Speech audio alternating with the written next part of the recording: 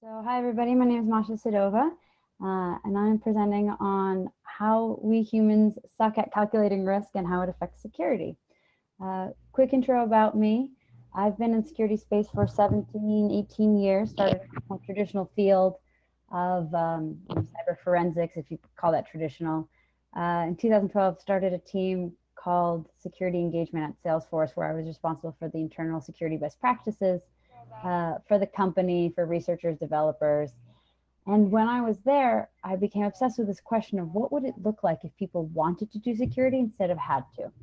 And so I started my research into the fields outside of security that took me to behavioral science, positive psychology, and game design, where I created a framework that actually shifted behavior in a significant and measurable way at Salesforce. And I use that to build the foundation of the company that I currently run called Elevate Security, which is building a platform in the space. So based on that experience, I'm really excited to talk to you all today about how we can use the elements that behavioral science has taught us around risk calculations and how it affects security decisions. So I really wanted to do this talk because having worked with security researchers and security teams in the past, I found that often security vulnerabilities get discovered and found and aren't often remediated with the speed and the severity or with the gravity that we as security professionals would like them to have. And we also find that even though we discover a slew of these behaviors or actions or even bugs, they keep repeating. And that can be a very frustrating and demotivating experience if you're a security researcher. And so I wanted to shed a little bit of light as to why this happens and why this is part of the human condition. So what I'm going to do in this talk is go through a selection of biases and beliefs that we as human beings have that can affect these. By no means is this the exhaustive list that explains why we do things in security. It's just a selection of several that I have picked up along the way and found incredibly fascinating and think it's relevant to share with this community. So the first thing I really wanted to tackle is the belief of knowledge.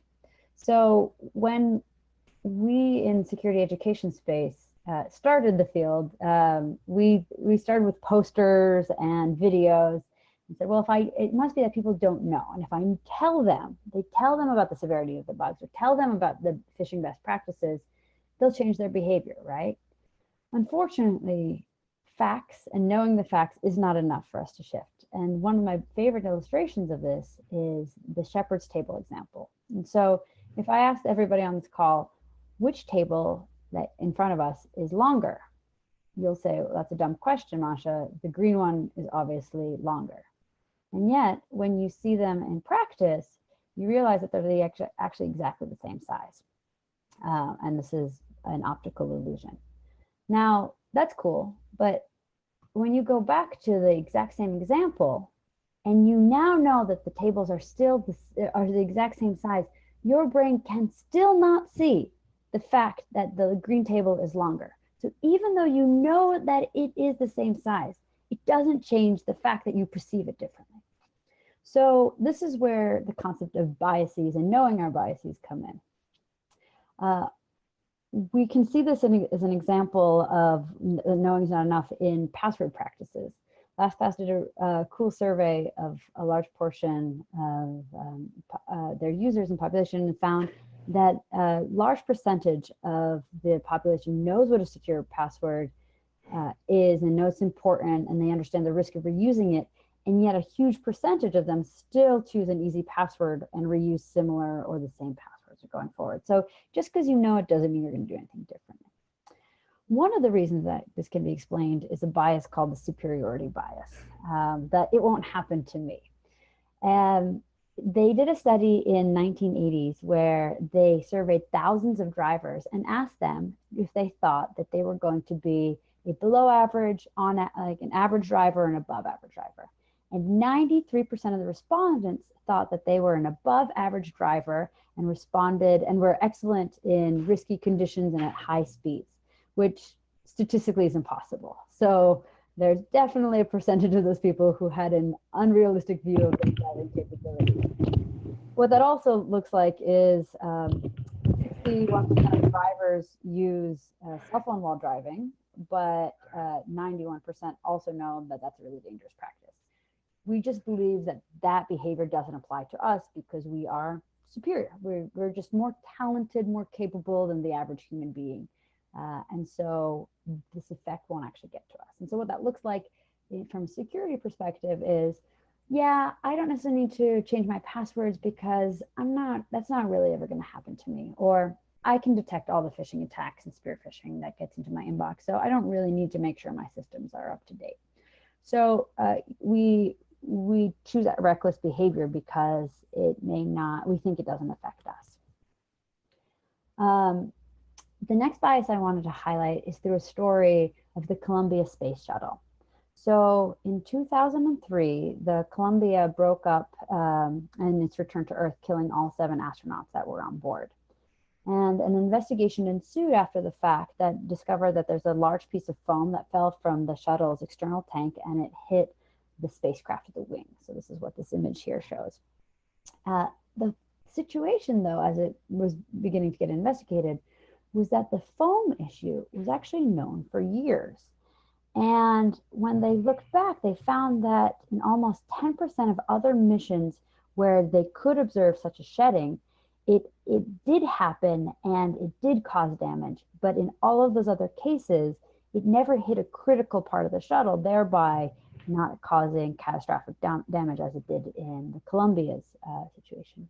And what started happening for the engineers for these types of systems is they began to see foam shedding as an inevitable part of the procedure, an inevitable risk that they chose to accept until it got to the point of a critical failure. So this became understood as a near-miss bias. I really want to dive into this a little bit more because I feel like this is particularly applicable to security practices. I'm going to walk through a couple more examples. But before we go into those, the near-miss bias as a definition is seen as when people systematically categorize near misses as successes, especially when luck intervenes to avert failure. So they attribute it to skill when in fact it's actually luck, and they misattribute how much they contributed versus just sheer probability. So recklessness ensues because they think they have a say in the outcome. So NASA, obviously having high stakes in this, did another study where they used a Mars rover simulation, and they asked a handful of information business management business students, all who have background in statistics and probabilities as nature of their degrees, to go through a simulation where they had to navigate a Mars rover from one crater to the other. And each day, the participants were given a weather report that would influence whether or not they should stay or move, given the chances of failure for the wheel. And what they found was that those who decided to move in questionable weather situations and survived it were more likely to take a riskier decision the next day. And even though they were presented with the probabilities afresh every single day, they still incorporated the previous successes into their decision. And so what this comes up as is that the key findings of the study and of other near-miss bias research is that people tend to see events as linked and not independent. So I'm on a hot streak, so I must be lucky, I'm untouchable, even though every event is statistically independent from the other. And what they also found is that people with near-miss data tended to skew towards riskier decisions than those without. And they found this to be specifically relevant in evacuations. So what they saw is that if someone had survived a hurricane or a hurricane evacuation directive in the past, they were far more likely to take their chances next time there was a hurricane, as opposed to someone who had never experienced a hurricane or had never had to get out of the hurricane's path. So people who survived it thought that they were luckier, right? And so they didn't need to do it next time, even though obviously hurricane impacts don't tend to trend from one hurricane to the other. So how does this apply to security and security practices? So as an organization, as executives, decision makers, owners of critical systems, every time we know about vulnerabilities we have in our systems and then nothing happens, we aren't breached, there's not a loss of data, we begin to feel that we're more confident that we're not going to be breached and that we're going to, we're doing enough to stay secure, when in fact it might be by sheer luck that we're avoiding an incident. And it's also worth noting that if you're talking with someone who has been through a breach before, they're going to be much more responsive to your findings. Or if you're talking to someone who has no information in the past, they're starting new and they've never survived a list of vulnerabilities, for example, and your worst response rate is going to be from someone who had to handle vulnerabilities in the past with no severe consequences because they feel like it's not actually going to happen. So the next question that I wanted to explore with you all today is the concept of fear. Fear shows up in the security industry often, FUD, so fear, uncertainty, doubt. It shows up a lot in our marketing of our tools and technology, and we use it a lot in communications trying to shift people's behavior. We really want people to say, oh, like if I scare you, you'll do something about it. And I wanted to explore the question of, does this actually shift people's behavior? And would you know there have been studies around this, because everything from healthcare to politicians have tried to use this tactic as well. And what I wanted to show you was this finding that said that in fact, fear does lead to attitude change, but up to a certain point. I personally am a little bit disappointed about this. I think we overuse fear way too much, and I think we can use a lot more of positive reinforcement. That's probably a story for another time. And what I found really interesting is that a certain amount of fear presented in the right information, the right context, can in fact lead to an attitude change. But too much without clear path to hope or remediation becomes overwhelming, and we disengage from this information. So what does good information look like? How do we use it effectively? So there's three key findings in fear messaging. So the first is you have a contained recommendation for a one-time use. The second thing is you actually have to highlight the behavior, the benefit of that behavior change. And the last is you actually have to provide an outcome, something that you want people to do to alleviate this fear.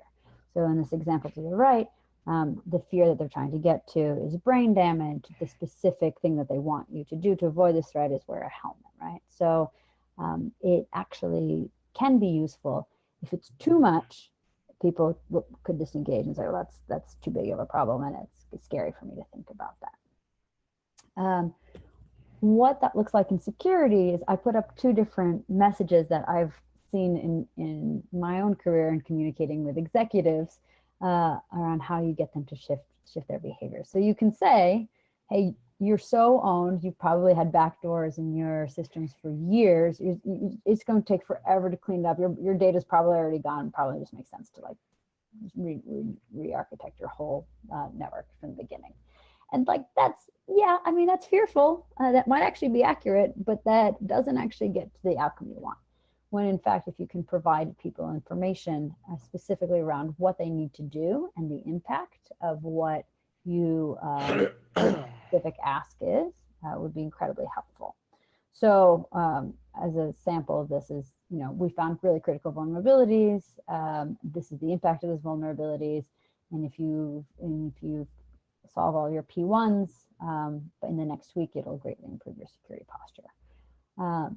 There's a little bit of hope in there, as opposed to just the end of the world conversation.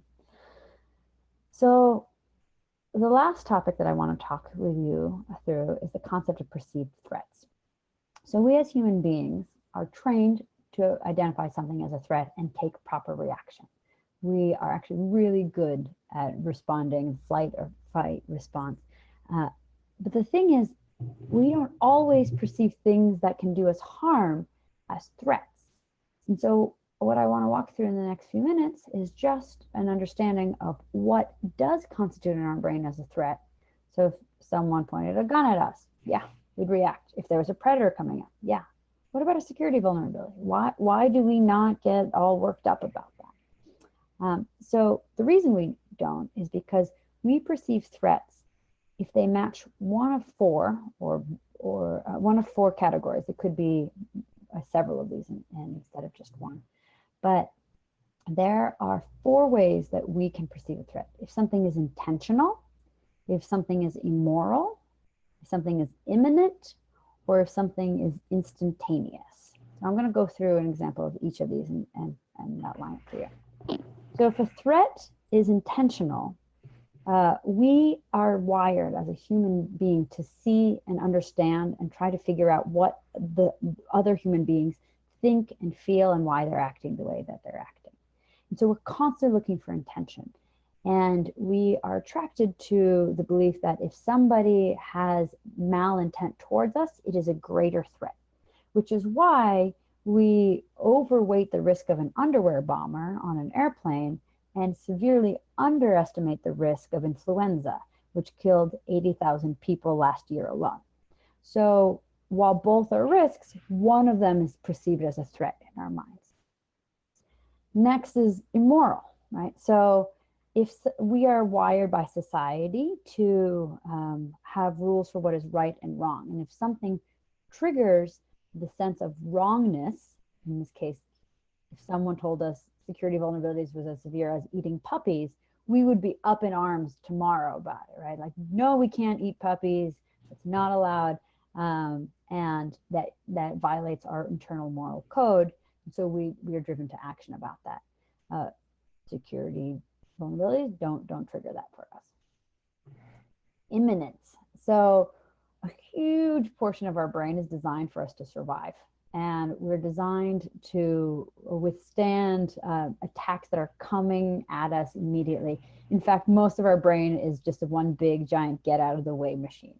There's only a very small part of it that's designed for future planning and preserving yourself in the future, which is why we are so good at responding to a baseball flying or a baseball bat flying at our face, unless you're on the phone, obviously, in this picture. But are so terrible at flossing, so much so that something like 26% of surveyed Americans that even say they floss, and you know a subset of those are lying. So we're really good for solving situations of problems that are going to affect our next few moments and our plans tonight, and not great for planning for avoiding things that affect our week from now, our month from now, our year from now. So long term, not awesome. And then the last thing is instantaneous. We have a hard time perceiving threats that happen gradually.